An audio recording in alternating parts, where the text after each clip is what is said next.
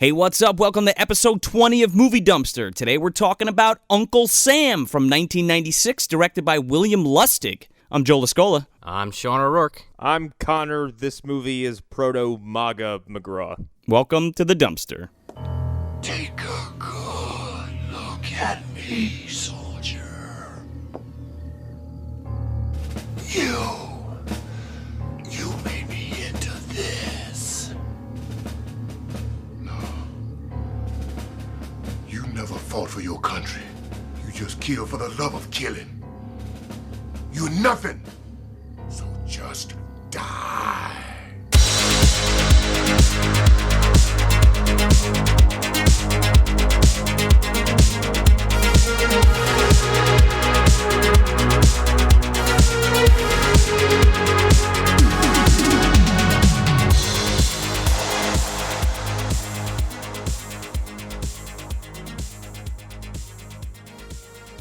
Now you say that, Connor, but the entire time I was watching this movie, I was thinking the exact same thing. It is frightening. Yeah. But I think this movie would piss off people on extreme sides of both ends of the political spectrum. I'm really not sure where this movie is social commentary is supposed to be going. You know, towards the end of the movie, I feel like that's spelled out for you a little bit more, but for the first two-thirds of the film, you're just kind of like, all right, they're making fun of super pro-government people, but they're also making fun of super anti-government people. Absolutely. And then it's that story of like, well, we used to do good shit. America used to do good shit. But now we don't do good shit anymore, and the government sucks, and what are we fighting everything for? Right. Yeah, America's not cool unless we're blowing something up. Yeah. And, you know, there's that whole part where, you know, Isaac Hayes, he plays a character in this film. He's like an old war veteran. He even says something to that vein, like, hey, you know, when we were fighting, you know, the communists like Mussolini and Hitler, like, that was something to fight for. And now it's like, what are we doing? Yeah, we're making up things just to go send people in to kill each other. Doesn't he just flat out come out and say, like, we went over there and fought for someone's oil? Yeah, no, he straight up does. And this is in 96. So you got to think, like, around that time, what was going on in the world? Yup. Scary thing to say. This was 22 years ago. I can't fucking believe I just said that. It's still going in that direction. Yeah, exactly. We're in the same fucking spot. But I was expecting a hokey slasher movie, and what I got was something that kind of gets uncomfortable at times. It gets real uncomfortable real fucking quick. Especially with one of our protagonists, Jody.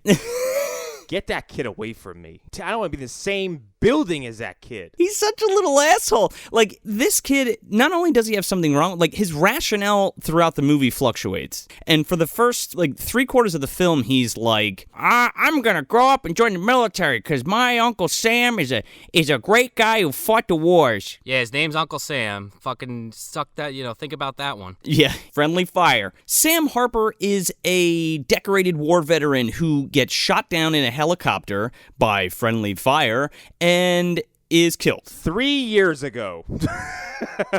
For a 3-year-old crispy corpse, he looks fantastic. Yeah, he's fresh out of K&B effects, man. That's what he looks like. This guy, Sam Harper, dies, and he's a decorated war veteran, and he comes back from the dead on the 4th of July. A la Jason from part fucking 6. And starts killing motherfuckers that don't like America or make fun of America. This is Donald Trump's wet dream. See, that's the plot for the first 30 minutes of the film. And then it just the script kind of just goes, well, I'm doing it for this reason now. And now I'm doing it for this reason. And it's like, what the fuck? What the fuck are we doing? Look, we got Bill Lustig and Larry Cohen teaming up for this again. So William Lustig is the director of the original Maniac with Joe Spinell. Whoa, really? Yeah, and he and Larry Cohen, if you don't know who Larry Cohen is, which you should, he's the man that's responsible for The Stuff and Cue the Winged Serpent and It's Alive and all of those wonderful films. Hey, man, at least once in your life, you gotta eat shaving cream.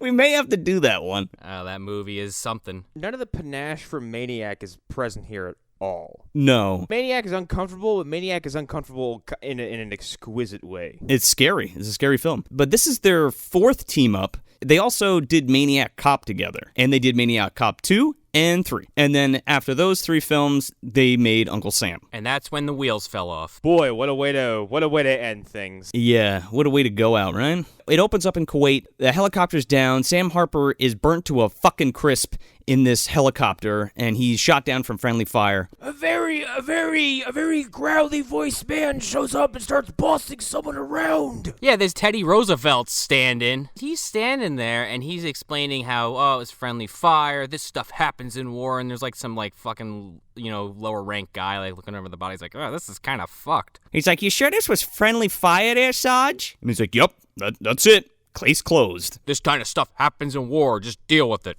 And so this poor fuck goes up to the helicopter, and Sam is riding shotgun, and he like wakes up. Now he's burnt to fuck, and he like wakes up and grabs this dude and just lights him up. And then with his last breath, he's like, yeah, just a little friendly fire. And then he fucking dies. Well, first, he grabs this poor dude and breaks his neck. He twists his head all the way around. With one hand, by the way. With one hand. He's already very dead. And then he takes his pistol from his belt and shoots this poor dude through the chest like 7 times, and the bullets go through him and hit the growly-voiced man, and they're both dead. Yeah, he gets Teddy Roosevelt by shooting through the other guy. Yeah. So that's how this movie opens. And then he makes a quip and he goes back to sleep. Yep. We're not even told that why or how he comes back from the dead. We're not given Jason Voorhees lightning bolt resurrection. No. We're not told that he's possessed by the spirit of vengeance or some shit. Or he's been bitten by snakes or anything like that. Yeah, he was bit by a radioactive American flag or something. I don't fucking know. We will fucking get to that whole resurrection sequence because it doesn't make any fucking sense at all. This is also one of the first very weird panning shots in the movie where the camera just decides to pan from the helicopter to these dead bodies and then back to the helicopter and then just slowly fades out for about 30 seconds. Yeah, and then the opening credits. To the merit of this film, most of it is shot pretty well, actually. The lighting is good. The cinematography is good. No, I would agree with that. I mean, I'm kind of making fun of the pans because there is a few parts in this movie where the camera lingers a little bit too long, but I don't know if that's just in the editing. Otherwise, I would agree. I feel like that's an editing problem. I don't know what it is, but for some reason, all 90s slashers look and sound the exact same to me. Like, all of them look like they fell off Jason Goes to Hell's shoulder. This feels more 80s to me, but it's a little bit slicker as far as the filmmaking goes. So from the credit sequence, we are introduced to this little shithead, Jody. He is a little shithead. He looks like Mark from Home Improvement. I could talk for an hour about how creepy this little bastard is. First of all, he's constantly got this, 2% grin going. His eyes are sunken in with dark bags under them. He's got a Damien stare going on the entire film. If you put me in a room with him by myself, I'd call the police. He's a piece of wood with a bowl cut. And the budding spirit of a serial killer, okay? Jody is scary. He's got his priorities all fucked up. So he's sleeping and he knocks a picture over of his Uncle Sam, the same Uncle Sam that died in the helicopter. Uncle Sam. I get what they were going for, but fuck. Could you get any more ham-fisted? I mean, here we go. This is genuine disappointment. So he's sleeping and he reaches out and knocks his fucking picture off his dresser. And he gets up and steps right in the fucking glass and then goes into his mom's room. He's like, Mom, my foot's bleeding. I need help. He breaks this glass. It breaks off into massive, you could kill someone with one of these pieces. He steps on it and goes, eh. That's a Bruce Willis Die Hard-esque foot wound. You're not limping anywhere. You're bleeding out onto the carpet. Oh, yeah. So he limps his way into Mom's room, and Mom's like, what? This woman is so tired of this kid's shit. She wakes up, she's like, what is it? What now? And he's like, I hurt myself. She's like, I bought him a Ninja Turtle. And he's like, no, more guns, more planes. Return it. I need more army men. I need a Destructo from G.I. Joe's. Yeah, that's all this kid has in his fucking room is just army toys. Yeah. Which, I mean, I get it. Some people are into that. But, it's kind of overkill. It's a little creepy. Maybe in, the 50s, you know what I mean? Or the 60s. Right. She's just like, all right, for God's sake, sit on the fucking bed. I'm going to go get some ointment. And then he just starts rapping to her. He's like, I had a dream about Uncle Sam, Mom. And she's already turned off. She's like, who fucking cares about about Uncle Sam. Like, just forget about it. He's gone or whatever. She's like, Uncle Sam is a 6-foot bag of shit. Stop bringing him up. Oh my God, he is. Well, I also want to note that this dream he has is just a fucking video clipping of like some parade of soldiers and shit. And it's all like in black and white and grainy like television footage. He's like, I had a dream. It's like, what fucking kind of dreams is this kid having? Fucked up ones. She goes against the ointment and she's like, all right, your foot's fine. You may bleed out, but go to bed. Go away.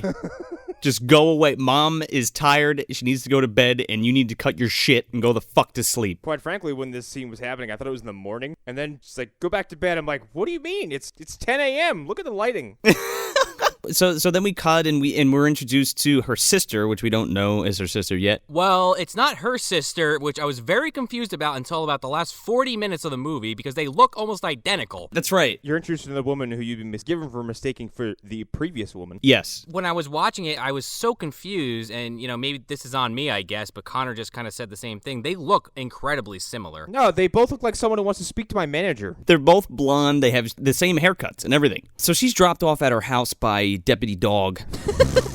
Let me tell you something about all the men in this fucking movie. Yeah. They are desperately trying to fuck both of these women throughout the entire film, and it's fucking disgusting. Yeah, this guy's a little handsy. This is Uncle Sam's wife. The deputy, I guess, is seeing this woman. She doesn't even know Sam's dead yet, so she's been diddling this dude for the past 3 years while he was at war. Boy, what a winner this guy is. Oh my goodness. And come to find out, he like knows the history. We'll get into that a little bit later, but he knows the history of this woman. He's like touching on her, like forcing her to kiss him and shit like that. And she's like, look, I'm going inside. He's like, oh, I could come inside, if you want. She's like, you're on duty. He's like, well, I get off in an hour. I can come back. What would he say? She's like, motherfucker, no. And then she gets out of the car and leaves. Remember the bus driver from Hocus Pocus? Bobo, I'm in trouble. This dude is like what happens if that sentence came to life. Yeah. Pretty much. He has no respect for personal space or anything. He's a scum. And the sad thing is he's supposed to be like kind of like one of the good guys in the movie, and he's still a shithead. He gets it good, though. Yeah, he does. That's probably my favorite sequence in the movie.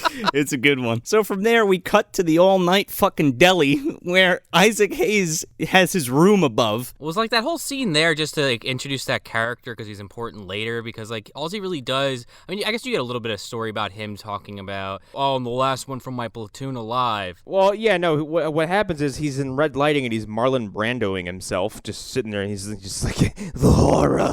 He's got some PTSD going on, but there's also like a visual story element here where you see there's these two brass balls, and it's like, here, since yours got blown off, it's like a little note on it. It says like, since yours got blown off, here's a new pair, Sam. So that's how he knows Uncle Sam. Right. Wow, Sam's a big old dickhead. He's worse than that. And, you know, I'm jumping the gun a little bit, but just Isaac Hayes, his name's Jed. He was kind of like a father figure to Sam. He basically, you get the impression that he feels like he fucked up in the way that he tried to, point Sam in a certain direction. Yeah, he like glorified the stories of war to Sam in like heroic ways. But the problem was Sam was just a fucking maniac to begin with. The whole reason he signed up to be in the military is because he wanted to kill shit. This guy's totally fucked. Sam's the kind of person who has no business being in the military. No, but those are the exact kind of people that probably sign up to go fucking kill people just because. Oh, yeah. Oh, of course. 100%. There's also like a quick scene when Sam's wife, her name's Louise, when she goes inside after Officer Dickbag drops her off, there's like this sergeant there. Oh, yeah. Who has been just waiting at her house? I have been creeping around. I am here to tell you your husband's dead. I've been here for 6 hours. He's at her house, but he's not like just standing at the door. He's like off to the side, and he like comes up behind her and scares the shit out of her. He's like, hi, your husband's dead. Bye. No, not even. He's like, hey, your husband's dead. Wanna fuck? You sure? I got a hotel room, which he actually says. Fuck this guy. He's such a scumbag. They're all fucking scumbags. And his fucking name, I think, was like Twinning. Twinning my balls. How about you come to my place and twin my nutsack? Oh, your husband's dead. That's why I came here. I'm sorry. I'm gonna come diddle you for your husband. I just assumed if your husband was dead, I could just fuck you, Yeah, he says later, he's like on the phone in his hotel and he's talking to somebody. He's like, yeah, I'm gonna fuck her and I'm gonna fuck her sister-in-law. Yeah, he's like, I signed up for this gig. He's like, it's great. Yeah. What is he called? Morality support or some shit. And he basically tell her, he's like, yeah, we're going to have his range shipped here. Cool, bye. Yeah, here's your dead husband in a box in your house. Bye. This will do great for that not nephew of yours that's, developing very poorly. Oh my God. So now we kick into daytime, and this little kid is he reading a comic book that he had drawn himself about his Uncle Sam? No. That's the way it looks. That's the way it comes off. He's play acting it out, and I think he's just interjecting his uncle's name into the scene, but it's definitely just a military comic. I didn't know military comics were even a thing, and I'm one of the comic book guys. I wonder, and I didn't look this up, so I could be totally wrong about this, but I wouldn't be surprised if they were used as a recruiting tool. For sure. Oh, 100%. I collect chick strips, too. When I find them on the ground, those horrifyingly over-the-top religious propaganda comic books, those little horizontal pieces of shit. Oh, yeah. I'm sure out there there's, really horrifyingly over-the-top military propaganda comics, too. I got your military propaganda right here. Join the army. Buy war bonds. Buy fucking war bonds. Basically. Buy yourself an ammunition crate. Invest in some war bonds. Whoa, let's talk about this fucking ammunition crate. So the sister-in-law comes over, and she's like, all right, Jody, get the fuck out of the room. I got to tell your mom something. And she's like, Sam's dead. And then you're like, oh, Sam's dead. Because we don't know that he's a fucking scumbag yet. And we're like, oh, yeah, Sam died. And she's all broken up. She's like, oh, thank Christ he's fucking dead. Because I can't take this motherfucker. Because apparently this guy was doing some awful shit to his sister and his wife. Yeah, he was a drunk fucking abuser. He would abuse these women sexually and just physically and verbally. This guy's a fucking nightmare. I just want to know where Jody's passionate worshiping of this dude comes from, because I'm not sure. Even his mother says, look, you were too young to remember this guy, so I don't know where you're getting these images and thoughts in your head that he's some sort of badass Captain America hero. Yeah, basically. But he has a note that Sam had written Jody, and it's dear Jody, blah blah blah. Anybody who pisses on America is a piece of shit and should have their butts kicked. Love, Uncle Sam. Oh, yeah, that I remember. Great lesson to teach an elementary school student. Yeah, when did he get that letter? When he was 5? He's like, I couldn't read it for the first couple of years, but I know he loved me.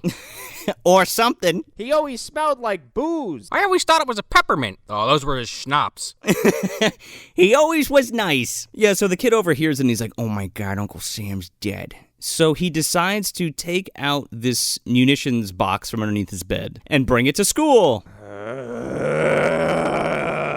That right there, this is where my mind was made up. I'm like, no, this kid doesn't belong in schools, in public. He belongs nowhere. It's not okay. But to be fair, there's no bullets or anything in it. But however, he brings an ammo tin to school, which I don't care what you put in it. If you brought an ammo tin to school now, the building would get shut down. Oh, forget it. He not only brings an ammo tin to school, he brings an ammo tin to school and stops class and tells everyone how his uncle was blown up in Kuwait. Yeah, what the fuck? All right? Unprovoked. He just stops and goes my Uncle Sam's died in Kuwait. He raises his hand and the teacher's like, yes, Jody? And he's like, my Uncle Sam died in Kuwait. He was a war hero. And he's like, okay, that's great. And he's like, oh, yeah, I taught your uncle when he was a boy. My uncle's dead. You want to see all his medals that I brought to school? And he's like, yeah, sure. Okay, bring it up here. Let me just call the guidance counselor real quick, and you can tell him all about it. So he shows everybody the medals, and he says all the shit, and then they have, this back and forth about how the teach was,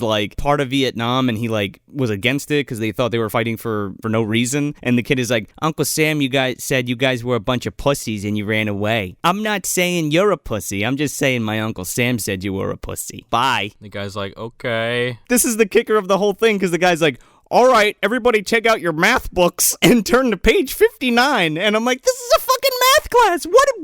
What just happened? Why did this kid open his fucking mouth? This wasn't even show and tell day. This is in history class. We're not talking about the 4th of July or any wars. Also, just a quick note. Why the fuck are these kids still in school on July 1st? Oh, that's a good question.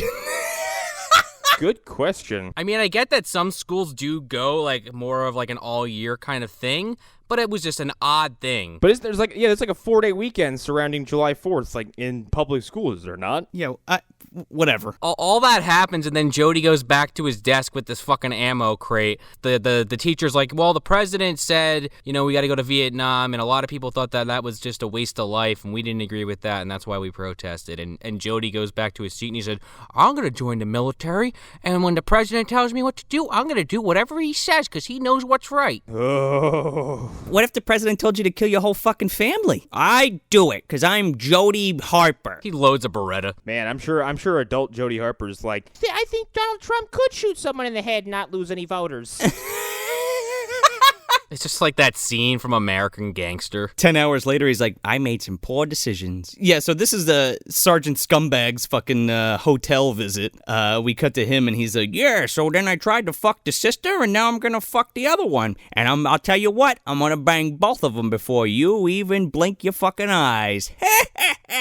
It's literally there for no reason. Yeah, it doesn't go anywhere. No, it just stops, and then we cut back to the coffin being brought in. Yeah, the mother's house, and the two guys arrive, and they bring the coffin in, and then Jody gets home from school, and he's like, I wanted to help bring in Uncle Sam. And she's like, get the fuck away from the coffin, all right? You're creeping me out. You creepy little bastard. I hate you. Yeah, and she's like, oh my God, I got this piece of shit dead brother in my fucking house. Where's his dad? They don't really tell you anything about that. There's like a little piece of it later, but not really. Oh, he was like an alcoholic and then like never came back home or some shit like that. Like he left. Oh my God. No wonder why Jody's the way he is. Yeah, well, that too. So he had to look up to somebody. He even says that. He's like, everybody in my family's losers except Sam. That's why I love him. He's a hero. That kid needs to adjust his bar. His father left, and he went and had another family, and then he had tool time made.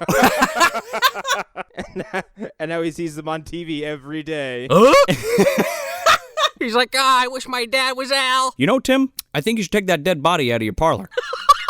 My brother-in-law, though. He's got to go ask Wilson for some advice, like over the fence. Wilson's like, I would take that zombie out of your house. Zombie? Nothing. Bye, Tim. Wilson's back there loading a fucking machine gun. A cannon. He's going to go all Fanducci on Uncle Sam. You know something, Tim? When a family member comes back from the dead and he's possessed by a demon of war, sometimes you just got to take him out with a cannon. You'd best burn that corpse, son. So then we get the scene where Sally now also has a boyfriend named Ralph, and he's like some kind of schmarmy lawyer. Yeah, he's a real shithead, too. See, here's where that double standard comes in, because it's like, well, your government's a piece of shit. Right, because he's talking about, because he comes over for dinner, and he's saying how, I really want to pull one over on the government. He's like, yeah, just, you put so many pieces of paper in front of them, and they just fucking give up. And the kid's like, you cheated? And he's like, no, I'm just smarter than they are. Anytime anyone says anything remotely negative about the government, this kid, loses his fucking mind. Pro tip, don't avoid your taxes. We all know what happened to Wesley Snipes. Yeah. So the kid gets, upset about politics. He gets so upset that he doesn't want to eat his dinner and goes upstairs. He gets so upset that he goes upstairs and plays with his toys and pretends to kill Ralph. Yeah. He's like, you're dead now, Ralph. And the kid, right before he goes up, his mother's like, don't, turn the TV off by 9 o'clock. He's like, I'm not watching TV. I'm in mourning. And I'm like, what? Yeah, I don't like to say I hate children. I hate this kid. He's a fucking asshole. Well, the whole thing is, I guess he's upset about his uncle, but like you guys have said, he barely knew the guy. Exactly. That's why I'm like, okay, I understand you're upset, but the only thing you remember about the guy is the things that he gave you in a picture. You know what I mean? Right. He only has his awards and a note. I am less afraid of Part 5 Tommy Jarvis than I am of this kid. That's saying a lot. I don't know, man. He could snap at any moment. Don't fuck with him. Don't creep up on him. Wait, who? Tommy or Jody? Tommy. Oh, Jody, I mean. Hey, Jody, you want a chocolate bar? I got an extra one. Paul Walker? Yeah. Fucking guy keeps popping up all over the place. So now it's just Ralph and Jody's mother at the dinner table, and he's like, hey, maybe he'd like me better if, you showed more affection for me. And it's like, dude, what the fuck? She even says, she's like, Ralph, what the fuck are you doing? My dead brother is in the other room. Every guy in this movie is like a Tex Avery, tongue rolled out on the table, fucking panting wolf with a yellow tuxedo on. Exactly. Oh! Like, get the fuck out of here. I was just waiting for Kaminsky to walk into the fucking picture. Ow, your brother is dead. Oh, hi, I brought my Zag nuts. But you could see it. You know you could see it. I've been waiting for Sam for 7 hours. My dick is hard. Your husband's dead. Why don't you follow me into the next room? Can I tempt you with a Zag nut? I want to compare your husband's penis to my Zag nut. You. I am uncomfortable. Kaminsky's gonna leave calls on your answering machine. You better watch out. Where you been, Connor? Oh, no. I will throw my phone into the river. So the next morning, they're having like a memorial service for Sam. Ralph's there and a bunch of other like locals. And Jed walks in. He has like kind of a little bit of a back and forth with Jody about, the military. Is this the Phantom Pain conversation? Which I could not stop laughing because have you guys played Metal Gear 5 yet? Yes, one of the best games ever. Yeah, I could not stop thinking about Kaz and how he doesn't shut the fuck up about his missing limbs for 20 hours. Yeah. Snake, my arm's missing. I can still feel it. I don't know. I was kind of into that, but I get where you're coming from. Like, you hear that kind of shit all the time for people that lost limbs. Oh, yeah. In that game, it's under the filter of Kojima writing, so it's ridiculous and hilarious. And this is just Isaac Hayes going like, yeah, sometimes I can still feel my legs. Yeah, he's like, want to come outside? I'll show you my wooden leg. And the kid's like, okay. So they go outside, and I'm like, why? So then this is where they have the heart-to-heart talk. Isaac Hayes thinks it's his fault that Sam's dead because he filled his head with heroic war stories, and he tells this to Jody because Jody's like, I can't wait to join the army. And Isaac Hayes is like, motherfucker, no, you're stupid. Like, don't you... This isn't glorious. Like, you're going for no reason, just to die. Listen to me, child. You're dumb. Yeah, nobody wants to be there, stupid fuck. And he's like, look, I blew my fucking leg off. And he's like, did you blow your balls off too? And he's like, no, I still got him. Ask my kid and my grandkids. Jody's like basically asking Isaac Hayes about Sam, and he's like, look, there was something wrong with your uncle to begin with. He's like, I took him hunting one time, and he just liked to kill things, no matter what. Like, he just got great pleasure in killing things, and that's why he enrolled in the army. And the kid goes, yeah, but isn't that what you're supposed to do? You're supposed to like killing people for the army, right? Oh. And I'm like, pump those fucking brakes, you little creep. And Isaac Hayes puts him in his place. He's like, I'm done talking to this shit. He's like, tell your mother I said goodbye. Goodbye. Also, I'm gonna make some phone calls about you, okay? I'm calling Dyfus. And I'm alerting every local police station about who you are. You're gonna get locked up, you little fuck. Jody goes back inside, and he overhears Ralph basically saying, they're over there fighting a war for oil. They wasted their lives. And he's like, shut up. What would you know? And then, like, without even, like, questioning it, his mother's just like, that's it, Jody. That's the last straw. You're grounded. No party this weekend. You're not going to celebrate America. Go in your room. Yeah, he's like, fuck you, Mom. Worst punishment ever. Yeah, right. He loves going up there and playing with his toys. Yeah, seriously, locking that kid in his room with his own thoughts is the worst thing you can do for him. Are we approaching Sam's fucking quote-unquote resurrection? Yeah, we are, because it's fucking midnight on 4th of July, Connor. And we are partying in the fucking graveyard. What the fuck were these kids doing? They're like drinking, and they just happen to be like right next to Sam's grave. They're spray painting swastikas on people's graves. Yeah, cool, dude. Hi, 2018. Too soon. Yeah, that's fucked up. They're also burning an American flag. Yeah, like I said, you're pissing off everybody with this movie.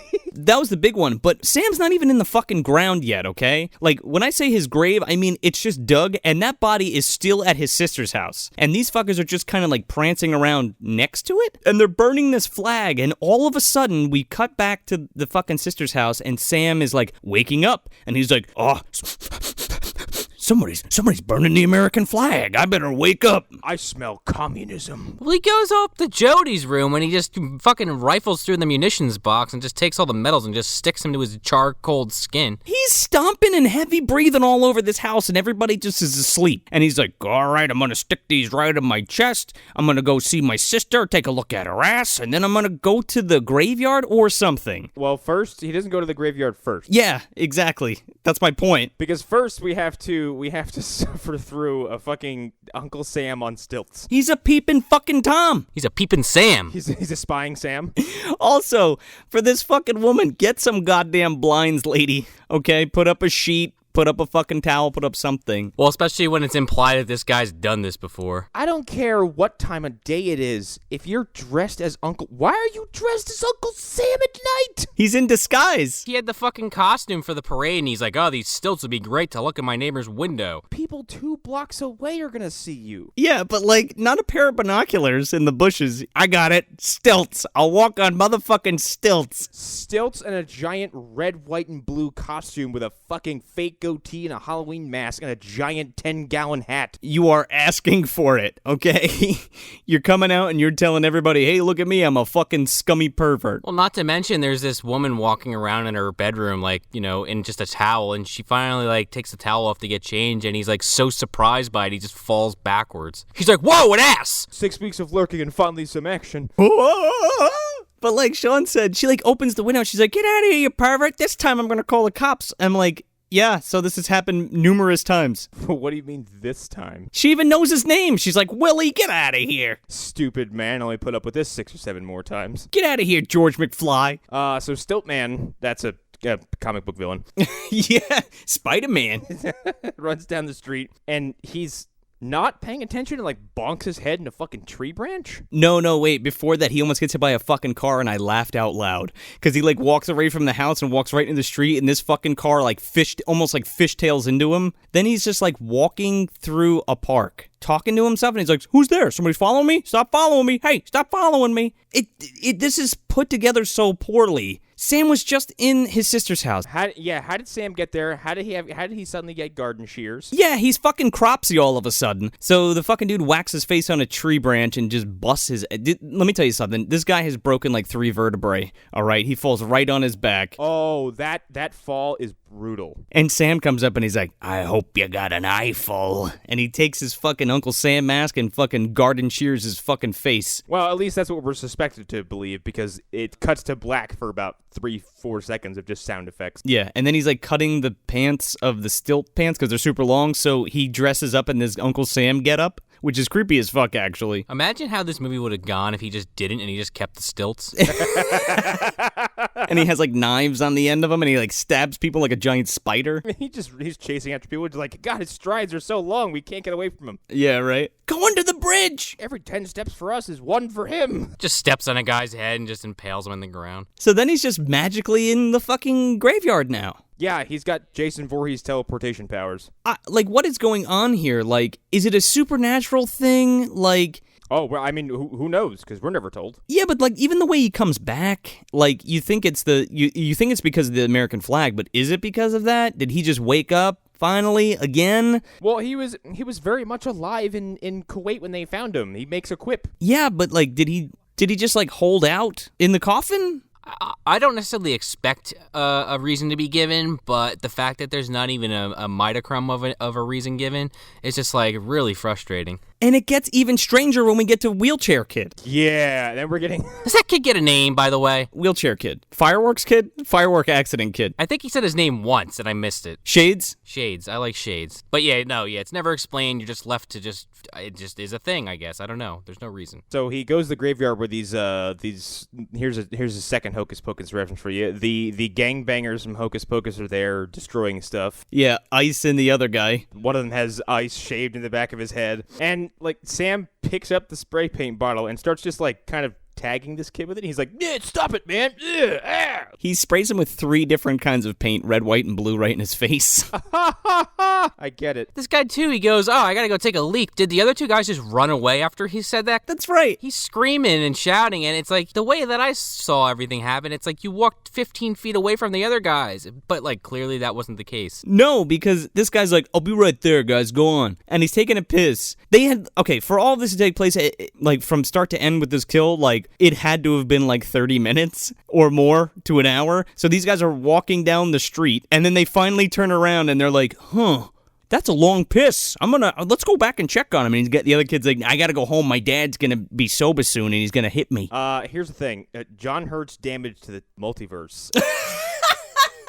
God damn it. Has robbed people of their sensory awareness, in so much that you can piss on a T-Rex leg and not realize that you're pissing on a T-Rex leg until it's too late. What had happened is I came back and I jump-started that coffin with my car, and that's how he came back from the dead. I mean, he was American. Now I've created zombies. This is going very poorly. We're using them in the military now. Was Uncle Sam John Hurt's fucking ultimate weapon? I'm thinking so. He's like, I learned about it from Frankenstein, and I went to the president and said, I have a plan. We are going to make Uncle Sam's for America. Raul Julia's like, Kuwait? Okay. No, Raul Julia has finally slipped into a Robitussin coma and just isn't speaking or moving. He's just sitting there. He's tripping out on DMT. He's just staring at a wall. Friendly fire. It wasn't friendly fire. It was John Hurt and fucking Raul Julia. They shot the chopper down. John Hurt's fucking car popped out of a wormhole and crashed into the helicopter. Oh, damn it. Now I'm just picturing John Hurt and Raul Julia as the Men in Black with those big fucking guns at the end of the movie.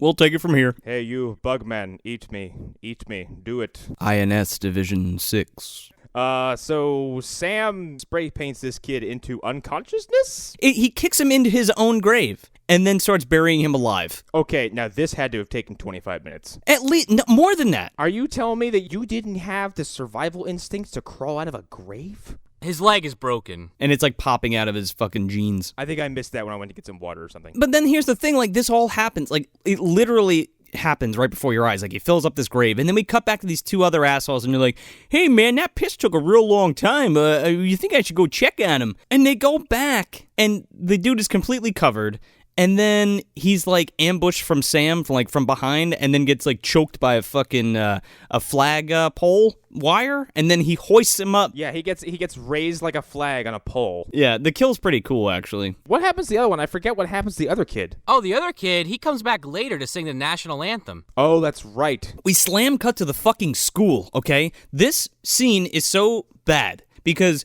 they cut to it, and the teacher from before comes out. He's like, all right, everybody get their places and do their stuff for the 4th of July parade thing. And then he, like, sees George Washington, like a little kid that's playing George Washington. He's like, where's the hatchet? And he's like, I don't know. So he runs back into the school, and he's like, where's that dang hatchet? And then Uncle Sam... Oh yeah, he's at the school. He's at the school, and he has the hatchet, and he fucking plants it right in his dome, and he's dead. How dare you go against Vietnam? This was my favorite kill in the movie because that practical effect just kept squirting onto the ground. I thought it was really cool. It was a good head chop, but it's just so, like, it was so random. It was so disjointed, I want to say. That's the word I'm looking for. Hey, Uncle Sam, Jody told him all about that comment about the Vietnam War. He wasn't going to have it. That's the thing, like, is Uncle Sam psychic? Does he have some kind of ESP? What the fuck is happening here? Kind of? Sort of. He's got, like, the power of hell, but not really. He's like a demon, but not really. He's like a zombie, but not really. Hence why we would have liked some kind of explanation, even if it was stupid as fuck. It just gets more muddier as we go. So, like, right after that, we cut to Wheelchair Kids, or Shade's house, and PJ Souls is the mom. So this poor kid, there was, like, an accident with fireworks that had happened the year before at the same barbecue festival that they're going to, and this poor kid is, like, paralyzed and, like, scarred up and is blind. It's awful. They're going to the festival, and Shades doesn't want to go because of what happened last year, and his parents are just like, no, because you don't want to go, we're going. Yeah, they're like, you got to get out, you got to talk to some friends, and his mother's like, rightly so, she's like, oh, friends, like, that's who caused him to be all fucked up. We're never given the backstory of why this kid has been completely mutilated. Not completely. It's definitely a firework accident, as the mayor alludes to, because he's like, I don't want to have a goddamn motherfucking thing like last year with that fucking stupid wheelchair kid. It's like, it's a very South Park Butters-esque line. It's like, well, we can't have any nice things because Butters burned the gym down. Well, then you cut to Jed firing a fucking cannon. Okay, he uses this cannon again later in the movie, but, like, is there a shell in this fucking thing? Is there a ball bearing in there? I would have to assume there is. It's functional and frighteningly accurate. And it's right in front of the school, and who is he shooting at? He just blew the school up. They just cut that scene out. We have metal balls just exploding for no reason later. Oh no, those aren't metal balls. Those are fucking ballistic artillery rounds or something. They're destructive. They function like fucking straight up mortars. And I'll be the first to admit that I don't understand how a cannon works, but I'm pretty sure you gotta reload it after every shot. I'm pretty sure that the ammunition is not just a lighter. Yeah. that magically fixes itself after it's been lit. Yeah, the wick. He'd have to repowder, repack, put the ball in, and then put a new wick in and then light it again. There's a reason why we don't use cannons anymore. In like Gettysburg, it was like a 4-man team to load a fucking cannon, so go figure. And even then, they're not accurate. You're just like, we're going to fire this bunch of shit at those people over there and hope for the best. Yeah, that's not what they were for. They were just to shoot and hope it hit somebody. Like all firearms back then. Jody hears this fucking cannon fire, and he's like laying in bed, and he's like, I can't miss this. Yeah. He's like, there's people shooting shit. I gotta go, because military stuff. He woke up like, the smell of America in the morning. Yeah, so he runs out of his room. Gunpowder and barbecue ribs. Jody runs to the fair, festival, whatever you want to call it, for 4th of July. And the mayor's up there like, we got little Johnny here's going to sing the National Anthem. Give a hand for him. Little Johnny, he's like a 17-year-old fucking one of the scumbags from the cemetery. And he comes up and he's singing the National Anthem and he's just like screaming like death metal kind of like vocals for the fucking National Anthem. Totally fucking it up. And they end up just like stopping it. And the mayor's like, okay, that's enough. Get the fuck off the stage. And then someone stood up like, how dare you disrespect our flag? And then he drops his fucking pants and moons everybody. Uncle Sam is in the back like brooding, like looking at him like, you're done. You're next, motherfucker. You disrespect my goddamn anthem, I'm coming for you. And then after this, they have the potato sack race. What the fuck was this? Oh, wait. Right before that, we're introduced to Robert Forster. We get a couple rapid-fire scenes that happen before this sack race. There's like a quick scene where Jody runs up to Shades, and he's just like, oh, how you doing? We should hang out sometime. Like, I wasn't there when the firework accident happened. Like, I really want to be friends with you. And he's like trying to get him to speak up, like break out of his shell, which I thought was like, okay, Jody might not be a total maniac. Well, let's be honest. The only reason Jody says he's like, I wasn't there for the fireworks accident, and he's like, I really wanted to see your searing flash fall off your face. Yeah, but like he's like, none of the other kids will play with me, and you're blind, so I guess you know we can be friends, right? I read you my military comics. Did I ever tell you my Uncle Sam died? I got his medals. But, like, it doesn't make any sense because, like, it's just kind of pointless. Like, why, of all times, does Jody choose now to do that? Because that's when the movie's happening. Because plot device. Because he saw someone who was at a lower physical stature than him and thought it'd be easy to manipulate him because Jody is a budding serial killer. Here's the thing. This kid's name is Jody, right? And Shades acts like the witch from Phantasm. Yeah, kind of. That's actually right on the money. That's his purpose in the movie, to like tell them about all the bad shit that's about to happen. Then after Jody talks to Shades, he walks off because the parents are like being weird about everything. And randomly from off screen, Uncle Sam just like caresses his face. He's like, son, I can kill them. I can get them back for you. Just tell me what you want me to do. And to Shades' credit, he's like, oh, what the fuck? Scary, crispy man. Yeah, he's like, who are you? And he's like, you don't need to see me to know what I look like or whatever. And I'm like, what the fuck is happening? So here's this weird part, because like Sam all of a sudden becomes some kind of harbinger of death. He's basically talking to him like he's some kind of like demon sent back to like do his bidding. Yeah, he sets up like some psychic link with this kid. Yeah, by touching his face. And now the kid knows everything. He's like, Sam's not gonna hurt me. That's your uncle, right? Yeah, he's dead. Yeah, and then Sam goes, what's up, Doc? Yeah, basically. You look like a doc.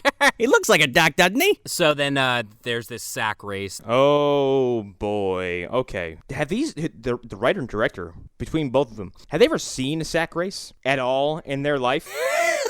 They ever participated in one, maybe looked up one on the internet, anything, because usually sack races are from point A to point B, maybe 30 feet. Yeah, they don't go off-road through the fucking forest. It's not a fucking cross-country sack race, you psychopaths. Also, if somebody starts throwing elbows at me and I'm in some kind of potato sack, I'm taking that potato sack off and I'm gonna strangle him with it. Yeah, so this guy, okay, first of all, he's got, like, the sack, like, up to his neck. I think they did that just to, like, save on the budget because of what happens in a second. Yeah, this asshole's, like, running through this sack race and, like Connor said, dropping fucking elbows, kicking people off the fucking trail, and these people are eating shit. And I'm like, how did nobody stand up and go run after this fucking dude and just beat his ass? Because they're all losers. Unfucking believable. While this race is going on and this guy's fucking knocking people's teeth out, there's this quick scene where this teenager is cooking some, like, rack of ribs or something, and she steps away to go smoke a joint, and she leaves like the meat cleaver over there.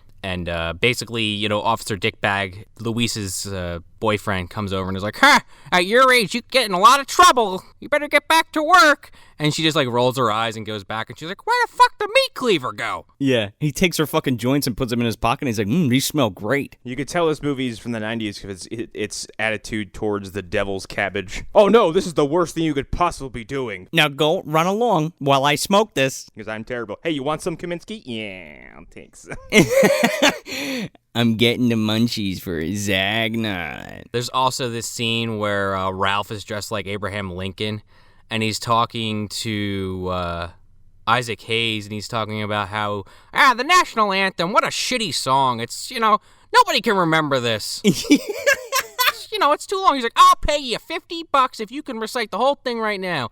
And Isaac Hayes is just like rolling his eyes like, okay, asshole. And he just walks away. He's like, see, you couldn't do it. He's like, William Scott Key never had another hit in his whole fucking life. Or, excuse me, Francis Scott Key never had a whole hit in his whole fucking life. I don't think that's how that works, Ralph, but okay. So we slam cut back to the sack race, and like, shithead has punched his last ticket and has punched too many people and tripped and fallen down a hill that should conceivably paralyze him. Well, it's like the scene in Black Sheep when Chris Farley falls down the hill. It's like that bad. Except your limbs are all tucked into a bag. Like, he should be just a pile of broken bones. Your neck is broken. Yeah, and he fell into like an abandoned junkyard? Like, what the fuck? Oh, it wasn't abandoned. Somebody was getting a blowjob in one of those buggies. I don't know why he doesn't just jettison the sack and walk on foot, because clearly at this point he's lost. Yeah, but like, why not just get out of the sack and walk back up the hill? All of a sudden he's in like an orchard, and Sam is there, and he's like, hey buddy, you know how to get back to the road? Yeah, and Sam is like teleporting as this dude advances up this pathway. Like, he sees him between trees, he gets a few feet more, and then Sam's there again, then does it again, and Sam's there again. The last time he fucking takes out the cleaver and hacks his head off. Yeah, it's a decent kill. Which is pretty cool. There should be more red stuff in here, but there's a lot more family trauma than there is gore. So you come back to the 4th of July barbecue, and you see Officer Phil, Deputy Phil with Luis, and they're walking around. And he tries to throw his arm around her. He's like, this feels pretty good, right? She's like, I wish you wouldn't touch me.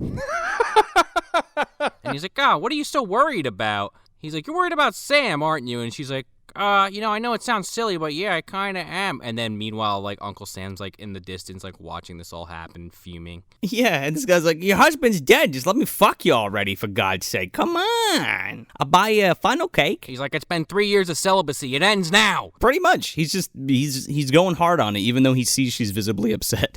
Is this when Sam goes to the shooting gallery? Yes. And then we get a joke that is almost impenetrable nowadays. Like, he's like nailing all the targets, and the guy's like, wow, man, you're shooting like that, you should go work at a post office. I'm like, Jesus Christ. Yeah. You fucking kidding me?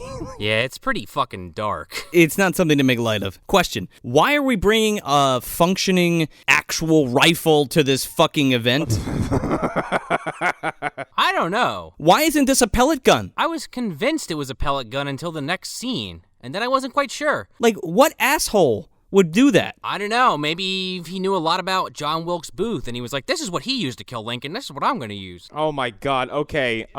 That gag has now suddenly dawned on me. Oh, yeah, you're right. It's right behind his fucking ear. Basically, it cuts to the next scene. You don't actually see what happens.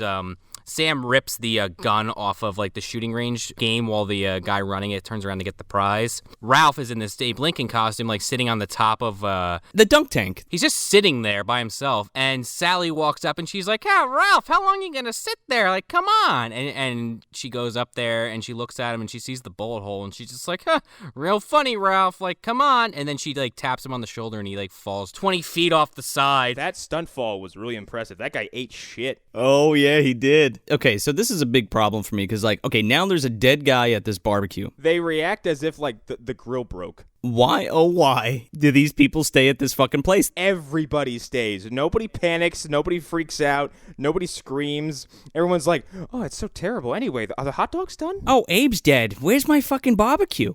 This is the most unbelievable shit. Like, why...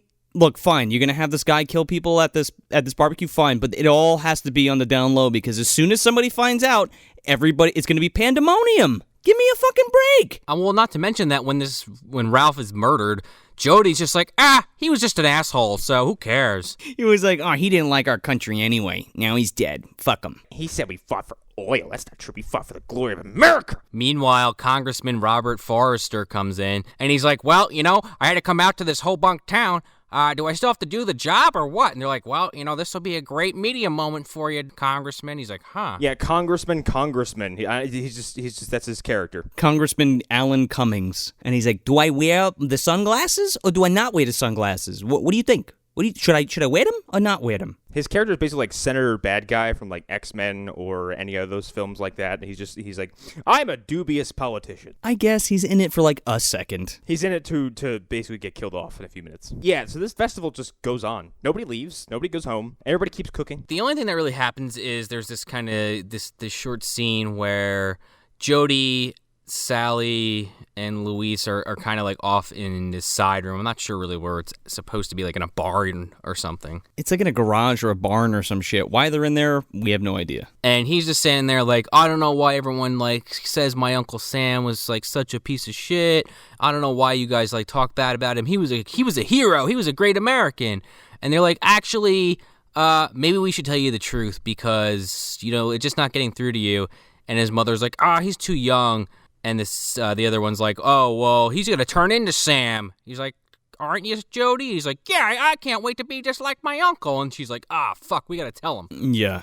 And then his mom's like, listen, Jody, like, your uncle used to molest me when I was a kid and, like, beat me as a child and did that my entire life until your aunt came along and married him, and then I was so happy when they got married and he moved out so that I didn't have to be the victim anymore. And then she turns to the sister-in-law and goes, sorry. Yeah, like, it's one of the most insensitive things I've seen said in the presence of an abuse victim. Like, I'm so glad he left because he wasn't abusing me. He was abusing her. Thanks for taking the L. Like, it's such a fucking, like, ugh. I mean, this is where the uncomfortable feeling comes in and what Connor was talking about earlier. It's just like, I get what they're going for, but it's just like... It feels out of place. I don't know. It's very heavy. I think it's a little too heavy, If he was just like an overbearing dude, I don't know. I mean, I get it. This kind of shit happens in the world. Like, there are people like this guy. Like, for sure. But it's just out of left field, and it's I don't know. I don't know how I feel about it, because I like it in one hand because it's just kind of like, yeah, this guy is like the ultimate evil. But on the other hand, it's just like you've also had this kid glorify him up to this point, and then he finds this out, and it's like, oh! Like a devastating blow. But, like, I guess that's what it's supposed to be. But, like, again, it's this heavy-ass moment, and then, like, 2 beats later, a guy explodes from fireworks, okay? Right. You're playing these two sides of the fence here, and they don't really mesh together well, Yeah, like, it's listed as a horror comedy, but the horror comes from probably unintended places because there's a lot of uncomfortable elements, and the comedy is, like, just a bunch of whiffs. Yeah, I would not consider this movie a comedy in the least. There's, like, maybe 1 or 2 good gags, and everything else is just either very morbid or gory. It's not supposed to be intentionally funny, the things that are funny, I feel. This is what I tell Jody, like, hey, yeah, your uncle totally joined the military so he could just kill people. Yeah, like, straight up. He likes to hurt people. That's why he joined the army. Also, apparently, Shades' name is Barry. Who could care? It said once. Who could care? Because nobody gives a fuck about this kid. No, nobody else does. They keep leaving him outside of the fucking house. They leave him outside. They leave him in the street. Nobody fucking cares. Deputy Phil walks in, and he's just basically kind of like, all right, Jody, I got to talk to your mom and your aunt. Like, you got to get out of here. And he's like, okay. He also, right before that, actually, he kind of hugs his mom and is like, yeah, I understand why you guys don't like Uncle Sam. Like, he gets it now. Yeah, as if he didn't get it before, you fucking moron. Does he, though? No, he doesn't. I know that's all bad and everything. Can I touch your butt now or what? Is this Jody or Phil? Who are we talking about now? I'm talking about the cop. Okay. He comes in and he just basically is like, okay, we found some more dead bodies. This is way bigger than we thought it was. We need to get you guys out of here. And then the fucking mayor just is like, actually, we're gonna have some fireworks. Yeah, well, right before that, the grill chick fucking just gets KO'd for no reason. I was fucking pissed about this. It's because I was just like, what is his angle? I thought he was going after people who were pissing on America or shitting on the flag or whatever. Well, she's smoking a joint, man. That's illegal. She's smoking a joint. Haven't you read that old marijuana propaganda that still holds up? It'll turn you black. It'll make you gay. Wait a second, she's smoking a joint in that scene? I think she was, or if nothing else, it's retribution for earlier in the movie when she tried to smoke one. That's all it takes for him to kill you. You did something morbidly illegal, and he's like, you're dead. They are fucking reaching for that scene. Give me that joint. Here, have a beer instead. That's more American. It's more American. Here, take this drink. They'll destroy your family. And then doesn't someone say like, oh, yo, the congressman went back to write his speech and no one's seen him since. This fucking mayor is like, oh, goddamn it, we got, these goddamn kids, these people were killed. We can't stop this fucking barbecue. What about the kids? Guy must have worked directly under the mayor of Amityville. Amityville? Where does Jaws take place? Oh, Amityville Island? Amityville. It's just Amity Island. I want these jokers caught and hung up by the Buster Browns. You yell Uncle Sam. Everybody says, huh? What? You tell somebody there's a death at a barbecue. Everybody loses their minds. Apparently not, though. As we've established, everybody hangs out for fireworks. He's like, let's keep it quiet and blah, blah, blah. And I'm like, there's cops and people being put in stretchers and they're dead. 5 people are dead. They're in body bags. Not to mention the guy that looked like Abe Lincoln got put on a stretcher and they left the fucking hat on as they loaded him to the ambulance. I thought that was a little odd. So yeah, like it's just stupid because we're trying to hold this all together, and like there's no reason for any of these motherfucking people to be here anymore at all. The congressman goes missing, and the guy, he was supposed to announce like the winner of the fucking barbecue or some shit, and he's like, all right, well, we're gonna go straight to the fireworks. Here we go. Wait, a winner of the barbecue? The barbecue was a contest? Apparently. That's the only part that they say it. Somebody just gets served the fucking head of the sack boy guy, and he's like, it's a little chewy. Yeah, that's in the grill later, and that girl's like, oh my god, the head is in the grill. That's right before she gets fucking 86th. Yeah, Sam's like, don't smoke. Hardy fucking har. The fireworks start going off, and this big spotlight comes on, and the fucking, and Robert Forster's like tied to this lattice where all of these fireworks are. Yeah, and I figured out why nobody left the party or the festival. Everyone is numb to graphic violence and death because they just watch this go down. Let me tell you something. These people are smiling as this man starts getting lit up with like sparklers at first. Like it goes in stages up until the grand finale. And people are watching, they're going, this is great, eating a hot dog and shit. Like, what the fuck? People aren't screaming, they're not pointing, they're not going, oh my god, there's a man up there. Yeah, the only guy that reacts is Deputy Douchebag. He finally does something somewhat redeemable, and he starts running up there. This is his only heroic moment. Yeah, but he takes his sweet-ass fucking time, because he's staring at him for a while, and then, like, towards the middle of the fireworks, he's like, maybe I should go get that guy down. He's like, somebody should call the cops.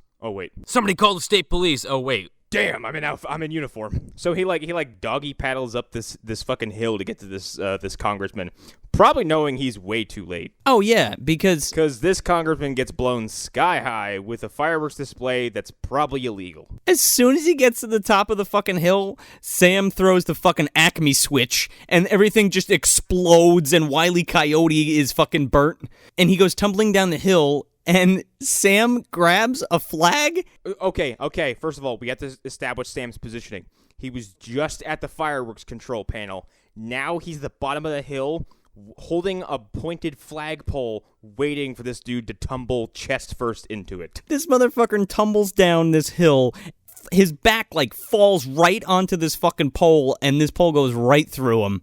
And, yeah, he's dead. I don't think Louise reacts to this, does she? She just kind of leaves? She was screaming at first when he was falling down the hill, but she leaves before he even gets impaled. If I don't see it, it didn't happen. He's not dead. Do you think that everyone fled because of the fireworks or because they saw that guy get impaled? Like, were they still not sold on the guy, the congressman getting blown up? They still thought that was like an act? I think it was the impalement. It's a crapshoot. I mean, honestly, somebody probably saw a mouse and then they all started running. They all ran away, and then I love how it cuts back to the congressman on fire and the bottom of his torso falls off. I was like, oh shit. That was pretty cool. Well, everyone starts running out, and PJ Souls just fucking faints. And the father's just like, I gotta take your mother to the hospital. Here, you take care of my wheelchair-bound kid. You know, Isaac Hayes shows up. He's like, kids, what are you doing here? And he's like, hello, children. I'm sorry. And Jody's like, wait, wait, Isaac Hayes, my Uncle Sam is here. He's dead. He's back from the dead. He's like, are you fucking crazy? And the wheelchair's kid's like, no, it's true. It's serious. I have ESP, and we communicate with each other via Rawhead Rex technology.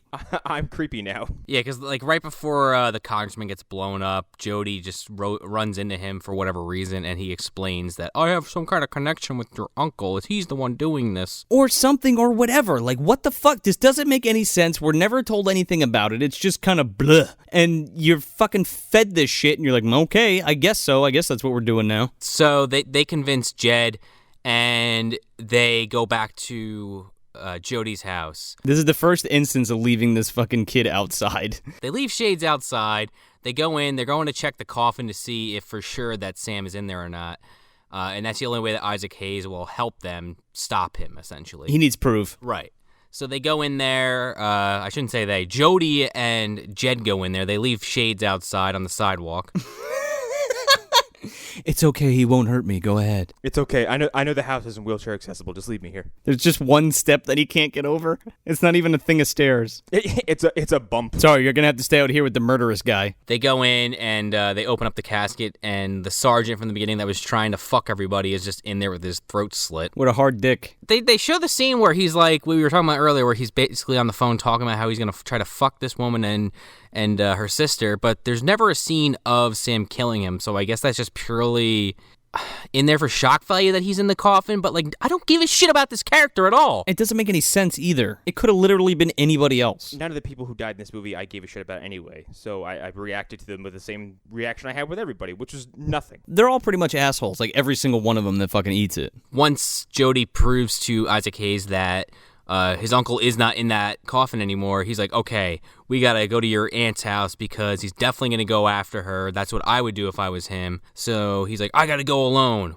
Jody says that. Jody's like, well, where would you go? You know where I would go? Back for my wife. And I'm like, you're fucking 9 years old? What are you talking about? You are terrifying. If I were Isaac Hayes' character, I would stop, pause, look at that kid and go, you're not going anywhere ever again. He tells him like 10 times, he's like, stop following me. Go away. Take you and Shades and go the fuck home. This poor kid getting pushed around in this fucking wheelchair. He just can't get a break. They're just sticking him everywhere they can like he's a burden. He's like, will you just take me home, please? It's okay. He won't hurt me. I know him. He caressed my face once. Can I go home and go to sleep? You think he's sleeping like in between shots? Yeah, he's taking fucking cat naps in between scenes. He's like, where's my hot dog? Did we get anything from the barbecue? A doggy bag or something? Did anybody bring me anything? He's the one with the plate with the head on. He doesn't even realize it. Eating the ear? He's outside like, the mosquitoes are out. Yeah. Where's my DEET spray? I forgot to put my bullfrog on, and I'm just getting eaten alive out here. Where's my Uncle Gary Busey? He's supposed to make me a fucking motorized wheelchair. Here I am. Piss on America, piss on fireworks. Oh my God! This movie would be a 10 out of 10 if Gary Busey showed up to fight Uncle Sam with a werewolf in his own Uncle Sam costume. But the colors are reversed, like he's player 2. What the hell are you talking about, Shades? What the hell are you talking about, Shades? Hey, get out here! You telling me there's a goddamn zombie Uncle Sam? Get out of here, Sam! I'm gonna shove my foot up your ass, Gary Busey. So what the fuck? Do they go back to the aunt's house? Yeah, they go to Sam's wife's house. And she's got all the lights off, and they walk in, and she just fucking is standing there with a butcher's knife. And Isaac Hayes is like, whoa, put that down, you stupid asshole. And she's like, I thought you were Sam. And he's like, all right, well, put the knife down. Here's a gun. Yeah, he's like, here's my service pistol. Don't be afraid to use it. Bye. And then he goes into the fucking kitchen and like calls 9. He's like, dude, come on. He picks up this phone and he's like, 911.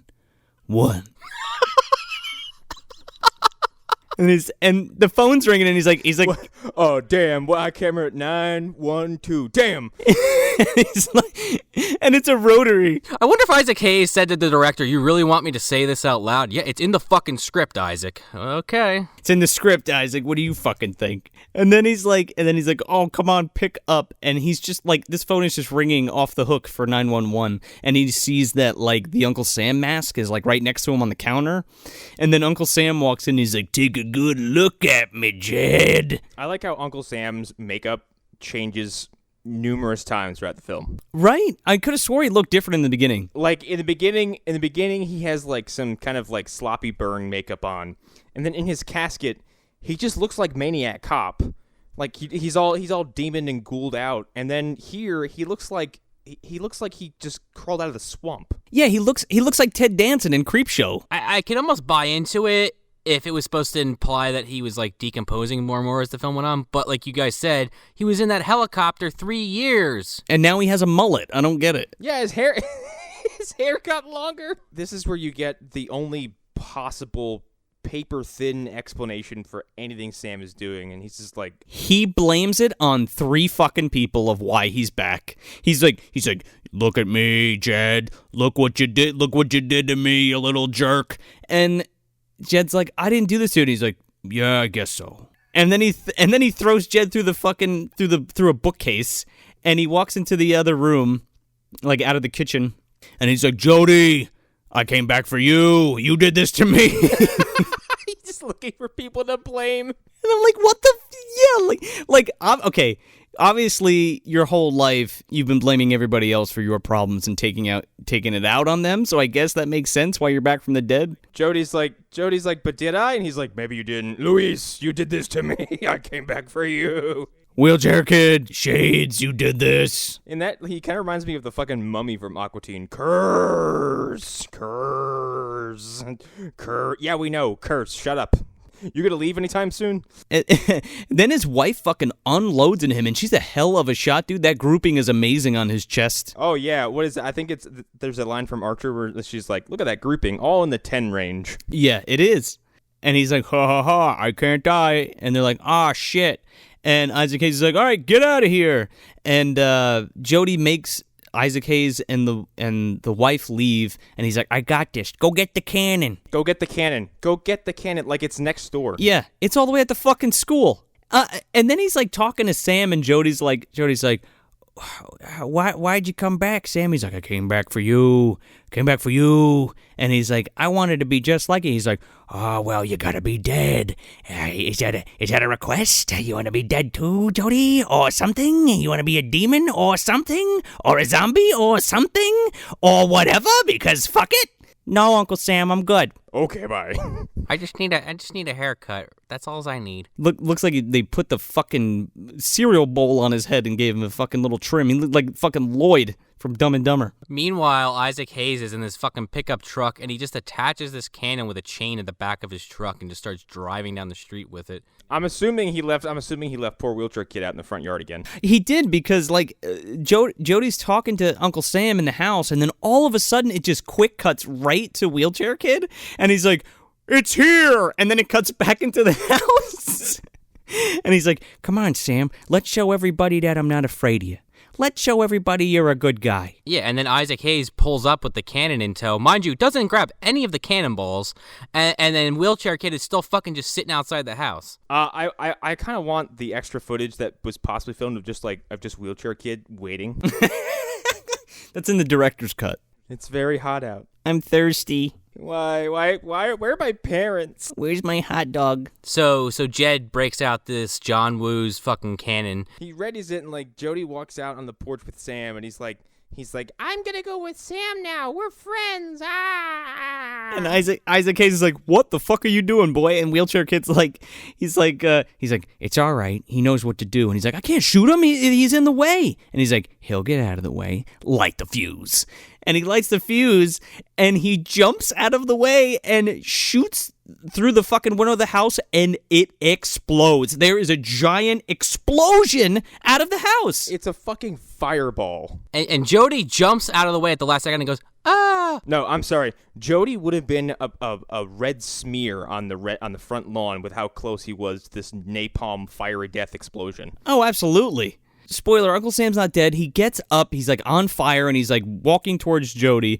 All the while, Isaac Hayes is like, you tricked me! And then all the while, Isaac Hayes is reloading this cannon, which seems like forever, which it probably would take. I don't know, man. That didn't seem like forever. It was about 12 seconds, and he had that fucking thing lit again. So he shoots it off one last time. Sam's just about to grab Jody. It fucking nails Sam right in the chest, and he goes flying 100 feet through the fucking bay window of the house. And again, it's like 12 pounds of dynamite just went off and the house just explodes. It needs to be said that they just totally fucking destroyed Luis's house. It's gone. That's it. It's gone. That foundation's fucked. And then it just cuts. It's also on fire, so anything that was standing is going to be ashes by morning. And then her sister's like, well, Luis, you can always rebuild it. You got money, right? She's like, I used to keep all my money under the mattress. Fuck! Good thing I'm going to be collecting all that money from the life insurance we took out on Sam. Good thing the military better start handing me some paychecks. Yeah, seriously. Just like cover up money. I thought,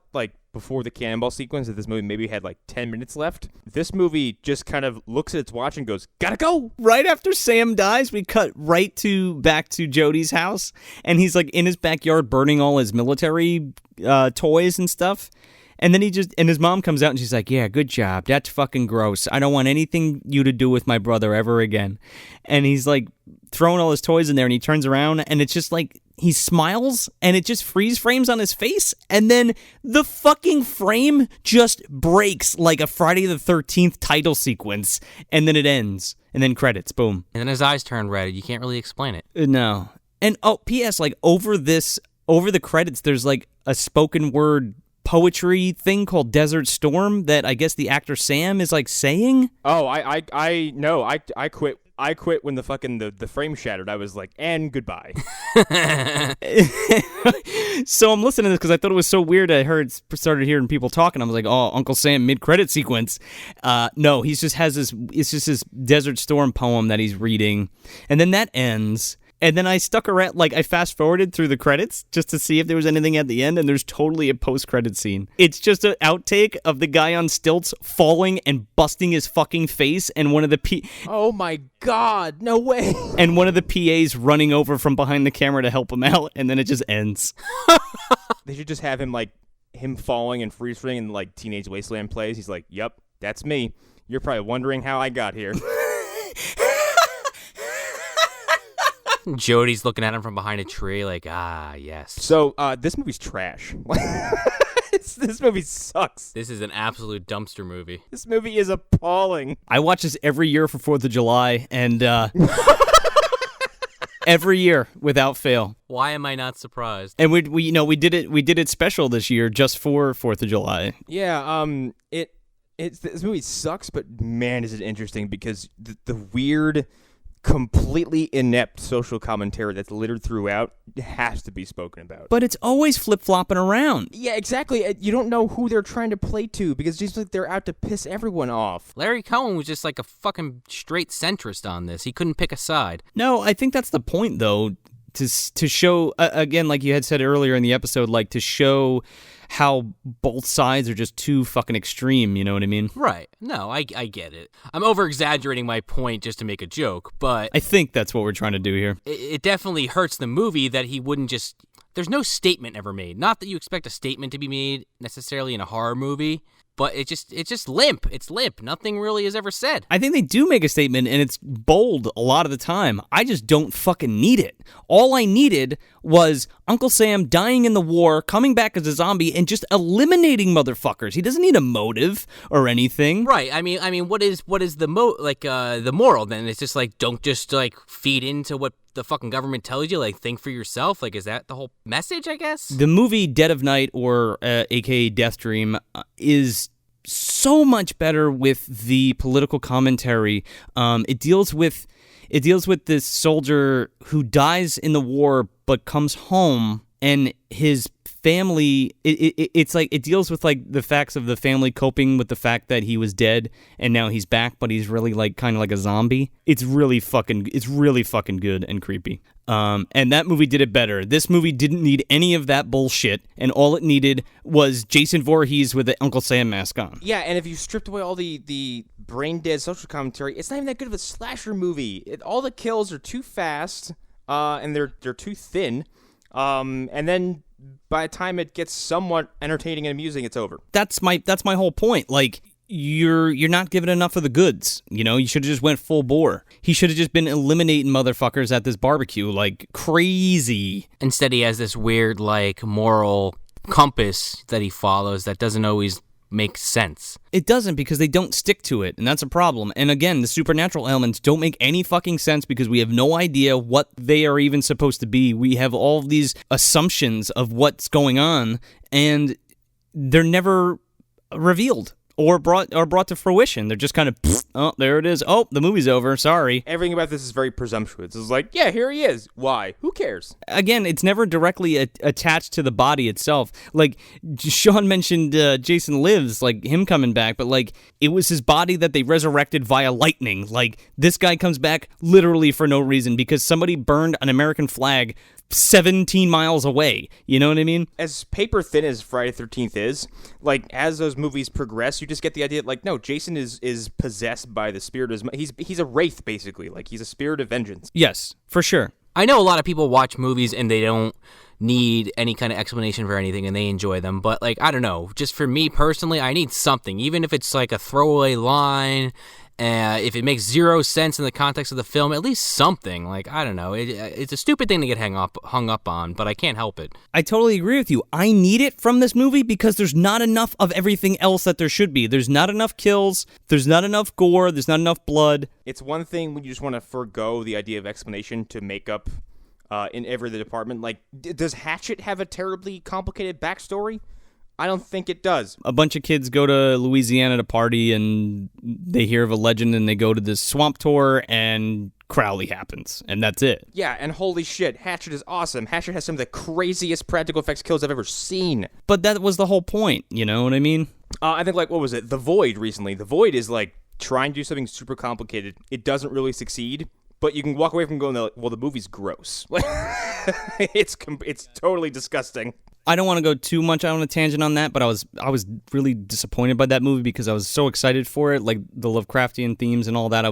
That is basically the only reason I like it, is because it's kind of it's part 1 Hellraiser, part 2 Lovecreation, and then it's super disgusting, but at the same time, whatever it's trying to do doesn't really get off the ground. The effects are cool, but the story just takes a shit right in the middle, and that's bad. And like but with this, like, it's not gory enough, it's not funny enough, it's not entertaining enough. Well, it's entertaining at times, but indirectly. It's entertaining enough that I spin it every year. It's one of those things you put on when you're having, like, the barbecue, or everybody's just hanging out or something, and you just look when somebody dies. Yeah, you point at the TV and you go, hey, look, there's that little shithead kid. But as far as where this goes, this is in the fucking garbage. Okay. It's not even in the dumpster, it's in a separate garbage can. It can't be in the garbage. It's in the dumpster, but where in the dumpster? I've taken it out of the dumpster and put it in a trash bag by itself. I'm going to put this one in a flaming helicopter in Kuwait. And leave it there for 3 years. And just visit there every year to watch it, to look at it and be like, huh, that's a thing. Happy 4th of July. And then fly back home. I'd probably wrap this movie in an American flag, set it on fire, and then just, free throw it into the dumpster and just, wherever it lands, it lands. I don't give a shit. Oh, man. You're going to take a knee during the Pledge of Allegiance, too? Yeah, I'm taking a knee while I'm shooting this fucking thing into the dumpster. This will be our most politically charged episode. The only one. It will be, and I promise it won't be anymore. You can't get around it when you're talking about this film, so... No, it's too relevant. Like, it's scary on point. That's the thing about it, too. It's just like, obviously this movie was made in 96. It didn't know where the world was going to go in 2018. But at the same time, like, it's impossible not to make those comparisons. No, especially, of course, especially what's going on. And that's my whole point, where it's like, I didn't need all the political bullshit throughout this. All I needed was somebody died in a war, came back, donned a fucking Uncle Sam get-up costume, and just killed motherfuckers. That's it. That's all I need from this. Once you establish that as your premise, like, the idea of you inserting political comedy into it is a complete and utter joke. This is not the outlet for that, Yeah, I think we've said everything we had to say. I don't think it was the worst movie we've ever watched, but it's definitely towards the bottom. I would take this any day over most of the things that we've watched. I would watch this 10 times in a row than having to go back and watch House of the Dead once. Oh my god! Even watch the trailer for that movie. I'd rather watch this 16 times. Exactly. I would let House of the Dead die in a fire to save this. Okay. And then Sam just crawls out of the fire and is like, "I'm not dead yet." Shoot him with the cannon. God damn it! I would shoot House of the Dead with a cannon. Shoot the dumpster with the fucking fucking cannon. I might shoot Uwe Boll with a cannon. I haven't quite made up my mind yet. Oh, I'd like to see you try that. Oh, go ahead with your stupid Hollywood cannon. Go ahead, I will punch it into the sky. He's gonna hit the cannonball mid-punch and just fucking blow his whole arm out. He like puts on a big yellow boxing glove and just knocks it out of the air. He's like, oh, surprise. That's what I'm saying. He punches it into the fucking next galaxy. So that's it. That's Uncle Sam from 1996, directed by William Lustig. If you want some more bad movie goodness, you can check us out at MovieDumpsterPodcast.com. Follow us at Movie Dumpster on Facebook, Instagram, and Twitter. Also, check out our sister podcast, The Phantom Zone, hosted by our very own Connor McGraw. You can find them at phantomzonepodcast.wordpress.com. I'm Joel Escola. I'm Sean O'Rourke. I'm Connor McGraw. Thanks for visiting the dumpster. I was proud of you. You were like a hero. And now you're killing Americans? Americans. These are the same people that left me to die in the desert. Well, now they've gotta face me.